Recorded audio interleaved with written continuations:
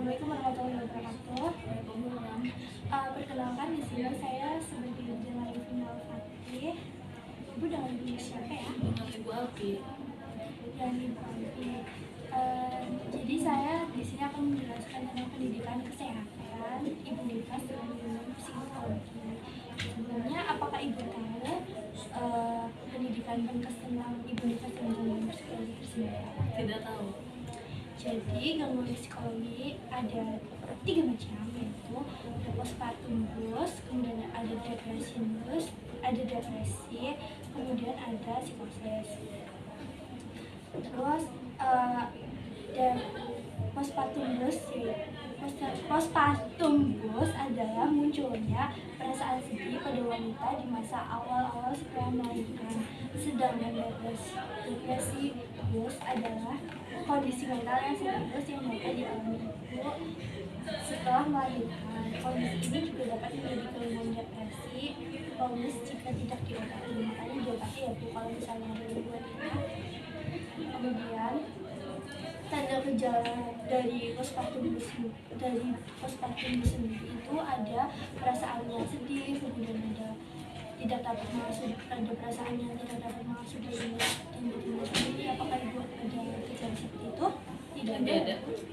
Kalau misalnya depresi postpartum itu tanda gejalanya ada perasaan sedih juga, suasana hati buruk terus menerus, kurang kesenangan, kekurangan energi, kesulitan tidur, sulit konsentrasi, dan yang paling mencolok dari depresi itu adalah pikiran yang menakutkan. Jadi pikirannya terus takut ya Bu.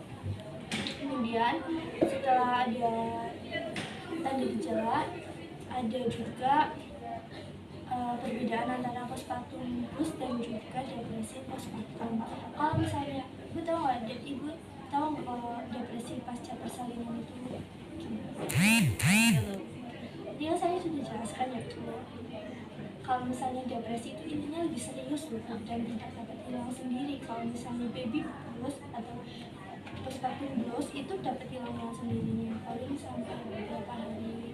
Kalau misalnya depresi itu sampai beberapa bulan atau bahkan beberapa tahun. Kalau yang psikosis itu juga itu lebih parah, tahap akhir dari depresi. Kemudian di sini ada cara pencegahannya. Cara pencegahannya itu bisa menerapkan gaya hidup sehat seperti makanan yang sehat atau apa gitu. Terus habis itu menjaga diri dari kebersihan atau apa, mengurangi stres saat lagi hamil. Jadi Bu kalau misalnya hamil lagi itu stresnya dikurangin ya Bu, banyak bahagianya gitu. Terus ada kalau misalnya Ibu memiliki riwayat gangguan psikologis, maka Ibu dapat berkonsultasi dengan dokter, atau Ibu saat ini sedang mengalami gangguan psikologis juga dapat memberitahu ke dokter ya Bu.